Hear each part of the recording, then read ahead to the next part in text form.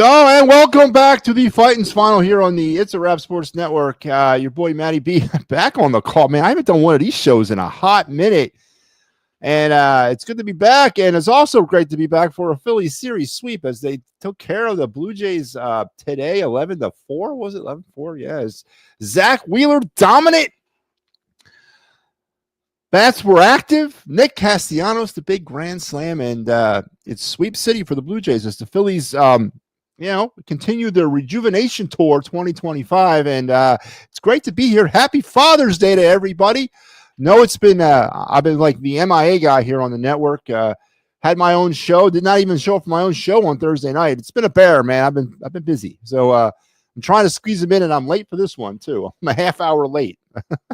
So, hey, unfortunately, you can't get mad at me because I own the place. So I could do pretty much everything I want. No, hey, listen, the rest of the guys on the network have been doing great, covering for me, covering down. I want to thank them for that. But I'm back here with you today on the Fighting's Final on Sunday. Not only am I back doing the Fighting's Final, but I'm back on a Sunday. So that means Down on the Phillies farm will be seen in its entirety this afternoon. So bear with me. Let's get it rolling.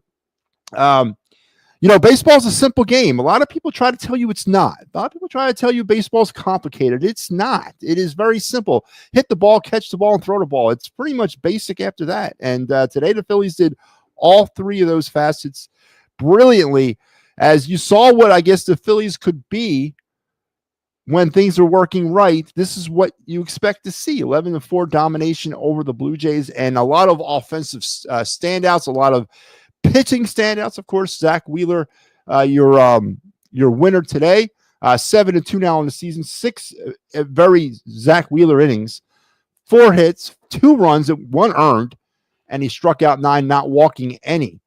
94 pitches over 6 innings. Again, if there's any kind of negativity or criticism I'm going to have today's performances, it's concerning to me as I watch these games. 94 pitches through 6 innings? Come on, man. Really? Has baseball changed that much? Maybe it has. Maybe it's me. Maybe Matty B is behind the times, but 94 pitches through 6 innings, you're never going to sell me on that as being something productive. And that's the stuff that you look at when we get to September and October of, availability and arm strength and all that and being gassed and whatever. But it was a Zach Wheeler game today in its entirety. So let's get into all this stuff here. Hubert Gaffney Racing Stables, LLC. Toronto finds the city of brotherly love, a momentum changer. Meanwhile, top to bottom hitting despite sloppy errors, bad throws, but very much improved. Yeah, offensively, it was good. Pitching, it was good. This team is what they are when it comes to their defense, and it's not a good one. They got credited with 1 error today. Now on the season, the Phillies have committed 29 errors through 71 games. That's still a lot. It's less than 1. It's a lot less than 1 a game. The modern baseball era. Now, I know there were some plays in this game that would have been errors 10 years ago or 15 years ago, and the scoring has gotten very, very, very liberal, I guess is the word I want to use there. But, I'm not really expecting much from this team offensively. I haven't expected much from the Phillies. I'm not offensive, but defensively for a very long time. Topper on Otto Kemp. He knows who he is. He's a baseball player. No, you don't. No, you don't say. He was 4 for 4, was solid. He cost Zach a run, and Marsh cost him the other run. Focus on the ride to Miami. Yeah, the Otto Kemp thing is working, or is the Otto Kemp thing is taking shape. A big day for Kemp, as mentioned. I guess 4 for 5 is what his official numbers were for the day. 3 runs on 2 hits for him today. I'm sorry. Yeah. Was that 4 for 5, 3 runs and 2 RBIs. So I guess the most beneficial offensive day in Otto Kemp's young Phillies career. And the questions about Otto Kemp will continue to mount about whether or not he is a showpiece. Is he going to be part of the team going forward once Bryce Harper does return? Is he Alec Boehm's replacement at third? Because I don't care about the resurgence of Alec Boehm. I've seen enough of that show. We've all been down this road before with Alec Boehm.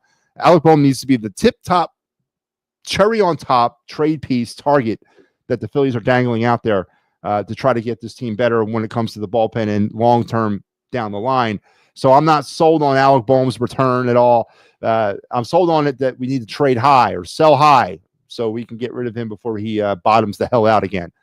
But is Otto Kemp that future? Is that something that we're going to go forward with in 2025 with Otto Kemp as your everyday third baseman once Bryce Harper returns, or if Bryce Harper returns? And of course, there's some questions around his injury status. So the Otto Kemp thing is a good problem to have, don't you think? I think it is. Good sweep. We need to keep Kemp up. You just kind of went on a rant there about Otto Kemp. The Phillies are in an interesting position right now. I'm not buying in. A lot of people are, and I'll use. I haven't been on in a while, so I guess using the H word for Homer, I could get away with it again. But I'm not buying into this. All right, there's some positivity to pull out of the last two series against the Cubs and the Blue Jays. Anytime you take 2 or 3 and then you sweep, there's always positivity to bring, and you got to do this stuff. But this is not. Is this the expectation of this team right now? We want more, and a World Series is that more. You got to get there to participate and all that. I have no doubt the Phillies are going to make the playoffs. I've never wavered from that. They are a playoff team. They are going to get there, but it's what they do in the playoffs is what everyone's going to have their eyes on. And yeah, I think I heard it a long, long time ago. Is this ruining our enjoyment of the regular season? It might be to a degree. But everyone wants to get to the main course, and I understand that. And I think heading into if October were to start tomorrow, is this team a World Series contender? And I say it's not. It still isn't. There's still questions up and down this team. Nothing's been settled yet. And I'm not buying in on, well, Alec Boehm's coming out of his slump, or Castellanos is coming out of his slump. JT's starting to hit. These are the same things that we've done year after year after year, because they're going to go back down again. And they're probably going to hit rock bottom in the fall. So I'm not losing sight of what the main prize is. And that's a World Series championship. And right now, this team is not I don't think it's ready yet. They're a playoff team. Yeah, absolutely. I'm sorry. I was late. All right, man. It's been busy. I was late. I apologize. Bottom of my heart. Yes, I'm late. Lord. Man. I'm glad I'm in charge, man. I'll be in trouble. They played great. Good night. Great win. Otto Kemp is the real deal. Easy. Otto Kemp is the real deal. Come on, man. So far, Otto Kemp has been the spark plug. Listen, is there something to be said about Alec Kemp's, call up that sort of sparked all this? I have not tracked the record since Otto Kemp has been in the lineup. Change was needed, obviously. But let's also not pat the Phillies too much on the back. They moved Otto Kemp up because of Bryce Harper getting hurt.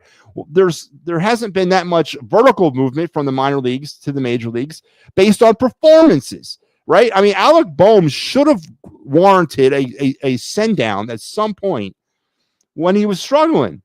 We should have seen Otto Kemp months ago, honestly, maybe a month ago, 6 weeks ago. So before I'm going to sit there and pat the Phillies on the back for a stroke of a brilliance about bringing Otto Kemp up, it was up here because of an injury, and the Phillies really had no other choice but to turn to Otto Kemp because the guy was crushing the ball down in AAA. Now, is he the next Chase Utley? No, I'm not saying that, right? No, we can't say that. But has there been a change in this way the team has played since Kemp has been here? Yeah, I mean, there's definitely been a change in the wins. So spark plug? Yeah, I mean, maybe so. Great win. Otto Kemp needs to be playing every day. Turning into the Otto Kemp show. Short stoke, no overswing. He's contacted or they've been missing. Yeah, that's what we've been crying for. Someone to put the goddamn ball in play. Try to make some things happen. Move some people along. Do what you got to do, man. Mullet, petition for Alvarado. Glad to see the new Phillies channel. Oh, well, this is really not a Phillies channel. It's a Philadelphia sports channel, but this is the quintessential Phillies postgame show that you can see here on said Philadelphia Phillies or Philadelphia Sports Network, the It's a Wrap Sports Network. I am the creator, founder, lord, and master of such network, but we have a lot of other quality programming here on the network, and a perfect plug.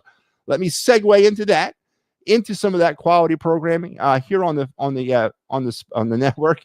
Like my show, The Final Word with Matty B, can be seen every Sunday night through Thursday at 10 p.m. as I will give you my brand and your final word on your Philadelphia sports day. The P&M and the AM program that can be seen every Sunday morning at 9. Your Sunday mornings will not be the same. The Wraparound with Pat Bernard at 10:30 on Fridays, kind of wrapping up your Philadelphia sports week in the only way Pat can. And then for all you Union soccer heads, you got the Attacking Third every Thursday at 9. And then we have seasonal stuff as well. We got our Clear the Ice Flyers postgame. And then we got the Birds Flyby, which will start here in a few months as the NFL season will get going. And then, of course, the Birds Blast, which will be the pregame show. So, and then other things that are coming. In all of my travels, I've been able to slide down to a meeting or two, and we're able to tell you that we're going to be bringing some new shows to the network here very soon. So, yes, please like, share, and subscribe. Tell a friend.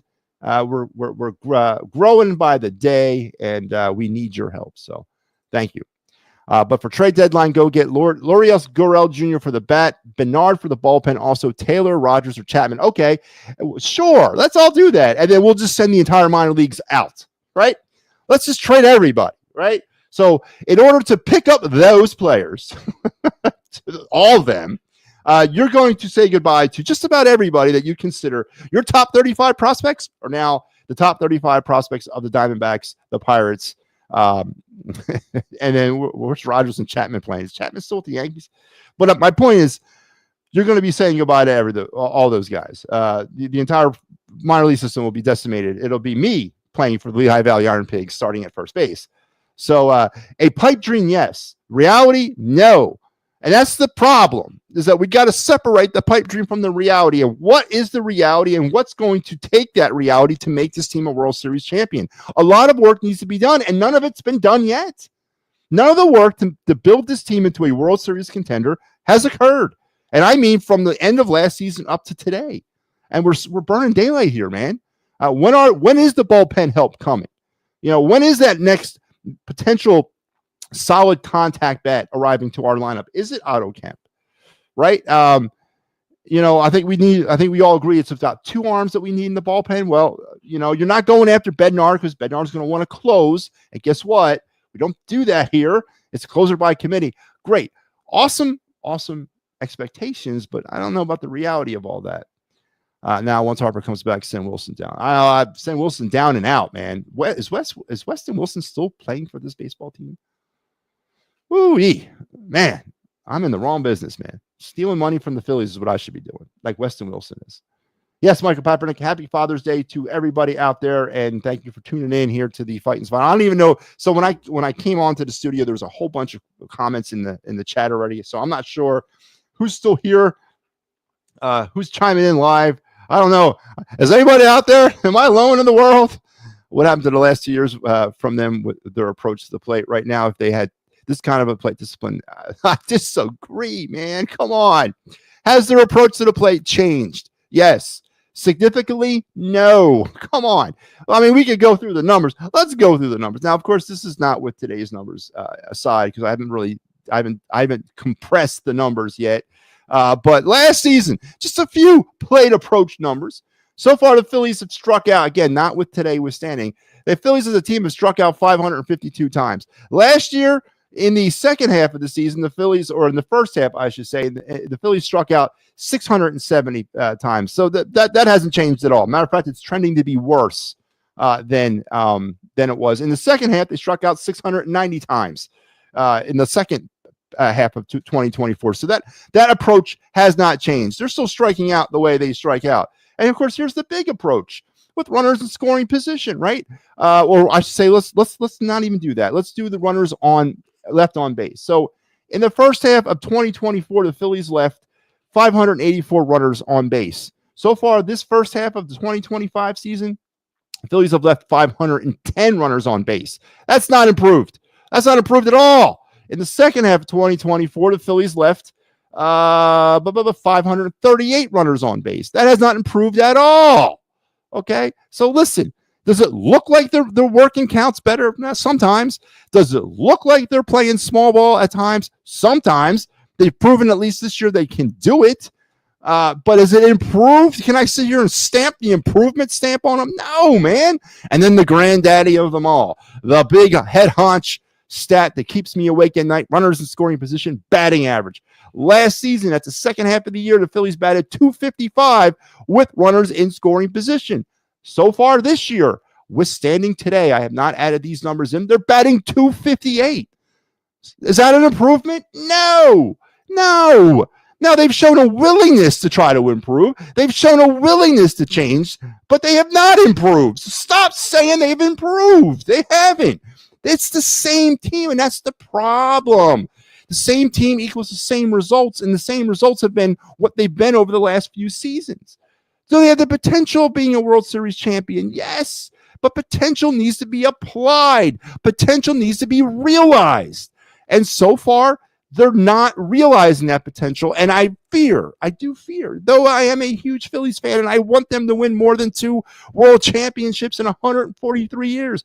I need to see the improvement. We need more pieces here. We have the wrong pieces. We've got good pieces, but they're the wrong pieces. We need to try to find the right pieces to fit the puzzle all together in October. So I disagree with everything you're saying there. Good series win. Yeah, it was. Very good. Any series win is a good series win, Michael Papernick. And for the season, the Phillies have now won 15 series and have now completed their 5th series sweep of 2025. So that's very good. Got to make some bullpen moves, maybe even a splash somewhere in the lineup. Bullpen moves, and what do you think? Two arms in the bullpen, and then potentially if Otto Kemp works out, and again, that's going to be the big question mark going forward. Is Otto Kemp Cody Clemens 2.0? Is Otto Kemp Buddy Kennedy 2.0? Or is Otto Kemp a Philly? Right? There's a difference between having a spark plug call-up guy that can come in and provide you something versus a actual difference maker at this level. And I'm not looking for that guy. Otto Kemp, will Otto Kemp succeed sitting on our bench? Probably not. Probably not. He needs to play every day, right? He's one of those guys that needs to play every day. Is Otto Kemp a bona fide major leaguer? I don't know. And the Phillies got to figure that out soon. They got to figure that out real quick because the trading deadline is coming. It's coming up. And, are we going to cast our lot with Otto Kemp? Now, I'm a big Otto Kemp guy. I'm one of the first ones, I like to believe, that noticed Otto Kemp last year. About this time last season, he started showing up on all of our, when we do the Down the Phillies Farm segment here today, you'll see what I'm talking about. But he was the first one that kept showing up continuously on that kind of situation.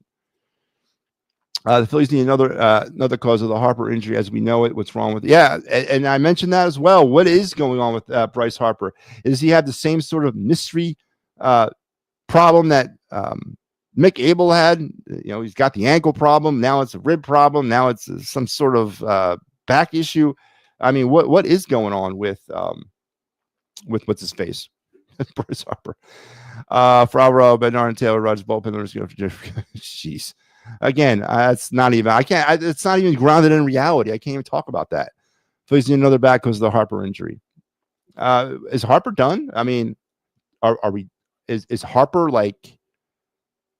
Is it over? I mean, that's the question we need asked. And same thing with Mick Abel. Not Mick Abel, Aaron Nola. What's going on there? And I heard something that Harper's having. He went on the IL. It was the wrist problem, but he went on the IL for a shoulder problem. Is it the Tommy John shoulder? Is it what's going on, man? We're not getting any information. Again, I know it's not necessarily, HIPAA type stuff, but we need the more. Well, we need the more. Dombrowski makes those kinds of moves. Really? Jeez, God, man. Who is this? What Homer rocket you crawl out of under? Dombrowski makes those kinds. Not here, he doesn't. Let me remind you about Dave Dombrowski's track record at the trade deadline. All right. Brandon Marsh for Logan O'Hoppe. I was stamped that one on my forehead. That really worked out well for the Phillies. Everybody else that he's brought here on the trade deadline really hasn't worked out at all. Tell me, what has he made those moves in other places? Yes, Boston in 2013 or 2018, whenever the last time he won for them. And he decimated their farm system along the way. I'm not interested in that. Dombrowski makes those kinds of moves. Not here, he doesn't. Mullins maybe 2. Sounds good. Hopefully he won't be Dombrowski. I'm not down with Cedric Mullins. We got a center fielder that's warming up in the bullpen. Time to turn the reins over to Justin Crawford. They can all do that without trading Miller. It's got to be some sort of Grand Poobah Homer burner account, man. Oh, my God. Kemp. What's the deal with Painter? Struggling. Painter's, everybody wants to talk about Andrew Painter as the next, the Messiah. Everyone had all these high expectations, but there was one little roadblock in Andrew Painter's way, and I mentioned it many times. He's never pitched above AA till this year. This is his first time pitching at the AAA level, and he's coming back from Tommy John surgery. Painter's a rookie. Painter's a project. Painter's a prospect. I've said this on this program and on my program multiple times. If you're putting all your expectations on Andrew Painter coming here to be the savior, I think people are going to be let down. Andrew Painter doesn't deserve that type of responsibility, or does he? He hasn't earned that type of credibility yet. The kid is a young pitcher battling back from Tommy John surgery. You got to be patient with him. I've said keep him in AAA all season. Bring him back fresh for 2026. That's what I would do with Andrew Painter. Let him forget about him down there for a while. There is no rush on him. If I was Middleton, of course you will. Of course you'll do the first dish. If I was Middleton, I'm telling Dombrowski to do whatever it takes to bring that trophy back to Philly where it belongs. Well, of course. We are live. Yeah, I know we are. Baby. Okay. 03. Yes, it is. Haha. We get the best starters. We got the best starters ERA in the NL. Yeah, no, the starting pitching is not a problem. Never has been a problem. The offense is the problem. The offense is what needs to be fixed. But starting pitching has never been the problem. Knowledge is not power. It is potential power. No, knowledge is power. God damn it. I saw him in the Cape. Cape May making sandcastles. Harper's fine. All right, let's get back to the program. Phillies winners today, 11-4. On the day, the Blue Jays 4 runs on 8 hits, no errors. Phillies 11 runs on 10 hits and an error. Offensive standouts. Well, the Phillies got things rolling right off the bat. Turner with the leadoff double to start the game. Comes in on the Schwarber single. Phillies were up and running from that point. It really didn't look back. They built out. It was just really a blowout. Again, Zach Wheeler was dealing. The offense was rolling. Offensive standouts, Trey Turner 2 hits, Kyle Schwarber 2 hits and 2 RBIs. Alec Bohm 2 hits and 3 RBIs. Bohm now raising that batting average up to 283. Sell high, sell him now. He had a home run as well. We got to get rid of Alec Bohm. Nick Castellanos, the big blast of the day, the granny. He was 1 for 5. It was his only hit, but it was a 4 RBI shot. Obviously, that's going to make things a lot better. Max Kepler had 2 hits. JT with 2 hits. Rafael Marchand came in and had a hit. Weston Wilson coming off the bench with a hit. Otto Kemp, of course, 4 for 5, another big day, and then Brandon Marsh with a hit. So what do you do here? Do you give offensive standout to Alec Bohm, or do you give it to Otto Kemp? You can give an honorable mention to Nick Castellanos, who had the hit that broke it open for the Phillies. I think we have to give it to Otto Kemp today, going 4 for 5 with 2 RBIs. For the Blue Jays, not much happening. Dante Bichette with the hit, or Bo Bichette, not Dante. Sorry, that's his son. Jimenez with a hit. Clement did have 3 hits for the Blue Jays. Roden with a hit. Robertson with a hit, and Clace also with a hit. But that was all that was working for the Blue Jays today. As Zach Wheeler mentioned, 6 innings, 4 hits, 2 runs. It was earned. 9 strikeouts. Banks, Romano, and Lazar all came in mop-up duty. Berrios gets the loss. He's now 2-3. Only lasted 4.5. 9 hits, 6 runs. They were all earned. 1 walk and 5 strikeouts. The Phillies left 9 runners on base and were 5 for 12 with runners in scoring position, which is about 480, 470. I'll take that all day long. But a good day offensively, good day pitching. Maybe defensively was not such a good day, but you take 2 out of 3 in this game. And the Phillies with the win 11-4. They have now swept the Blue Jays, and now we'll move on to Miami on tomorrow to face the Marlins in a 4-game series. Mick Abel will get to start tomorrow for the Phillies, and he'll be opposed by Sandy, where have you gone, Alcantara? So he'll get this nod for the Marlins. and as they will start a 4-game set down in Miami. And don't forget, here on the It's a Wrap Sports Network, we got you covered for everything. Here is your Fightins final series in a glance. Look, Monday night, tomorrow, Pat will be here. Tuesday, Steve Fuentes, depending on where you're from. Mike Lauro on Wednesday. And where the hell was Mike at this morning? Inquiring minds want to know. And I will be here on Thursday, as going to start making more appearances back on the Fightins final. 17 wins now as your host of this program. Blowing out the competition, man. Mike Lauro is the only one that's anywhere near me, but he's painfully in the rear. So big day for me. Another big day for me. Another big win. Let's now get to our Broad Street bottom line.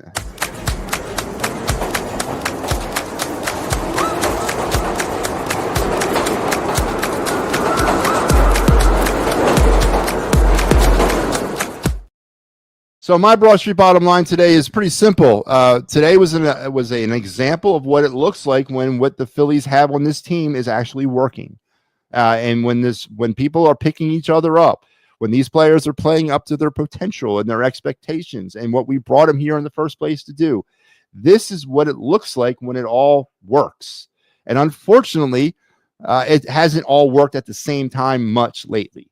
And when it does, though, this is a pure example of how dominant it can be. And today, the Phillies were not in scheduled or program loss mode at all. They weren't getting ready to, what did I hear this morning? They wanted to go home and spend some time with their kids for hitting the road to Miami. They weren't thinking about that. They were thinking about beating the Toronto Blue Jays, and that's exactly what they did. And everything was working as it should be. And the unfortunate part about that, though, is that it hasn't necessarily all been working the way it should be. So today, though, it worked into a 2-11-4 win, a series sweep over the Blue Jays, heading down to Miami now to face the Marlins. And let's go around the bases.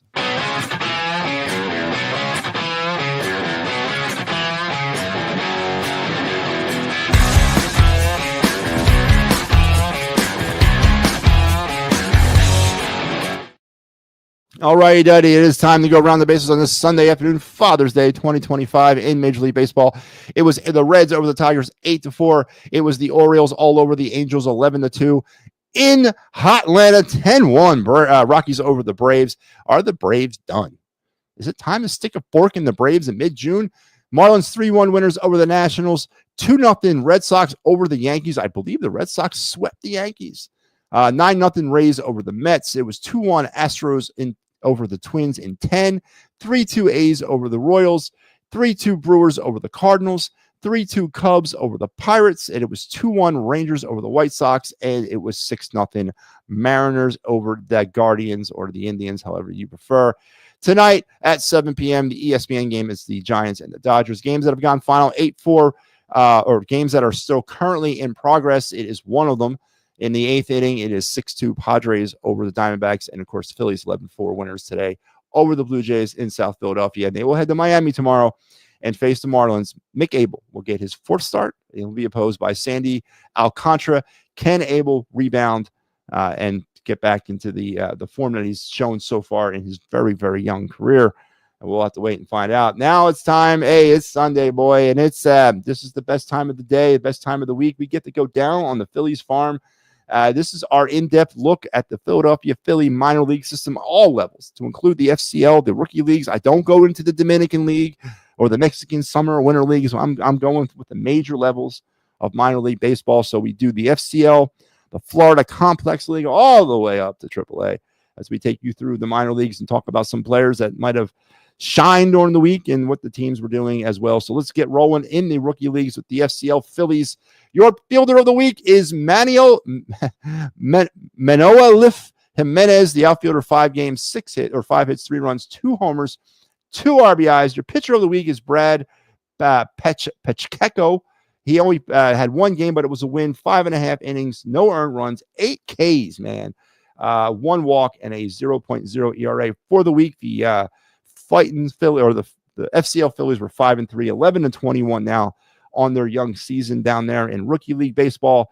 Let's move on up now to low A in the Clearwater Thrashers. Your fielder of the week is Caleb Ricketts. I didn't even know he was sent. What's the hell's Ricketts doing down in low A?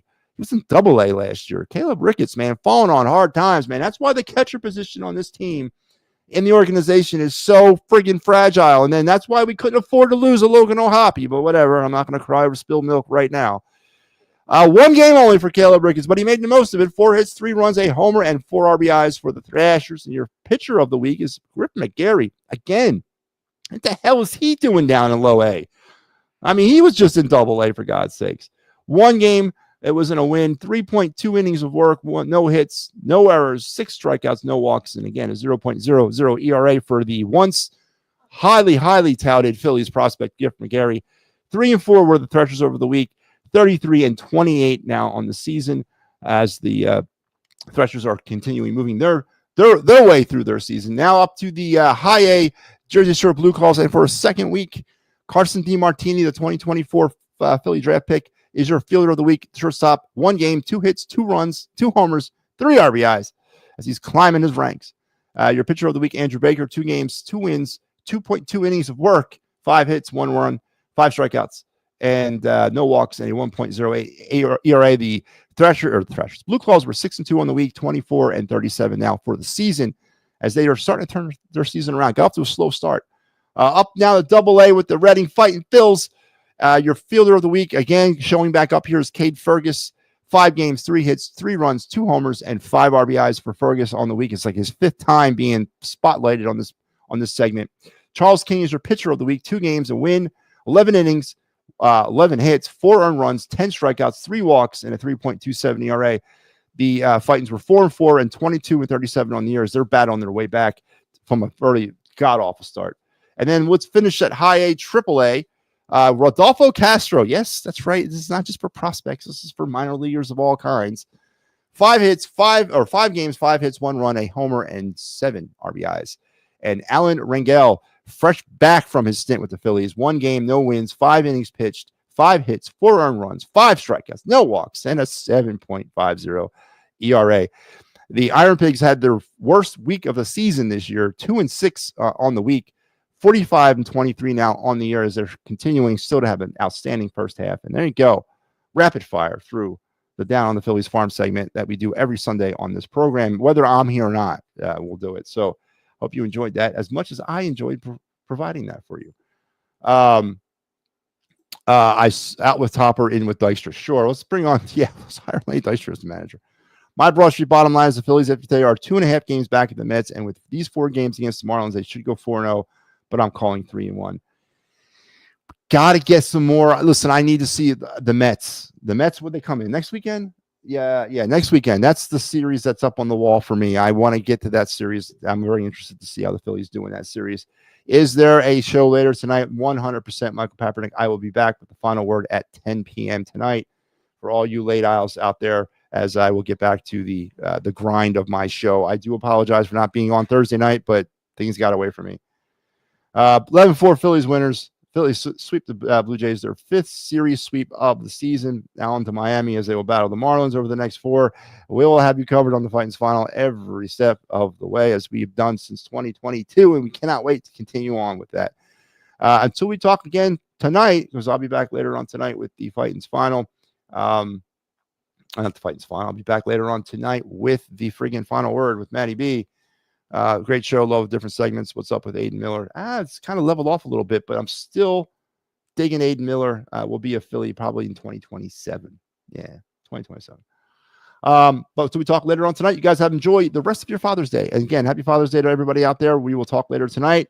Oh, yeah, that's right. Damn it. It's been so long I forgot this. There's one more person I need to hear from today before we go. And you know who that is. Harry the K. Man, what you got? He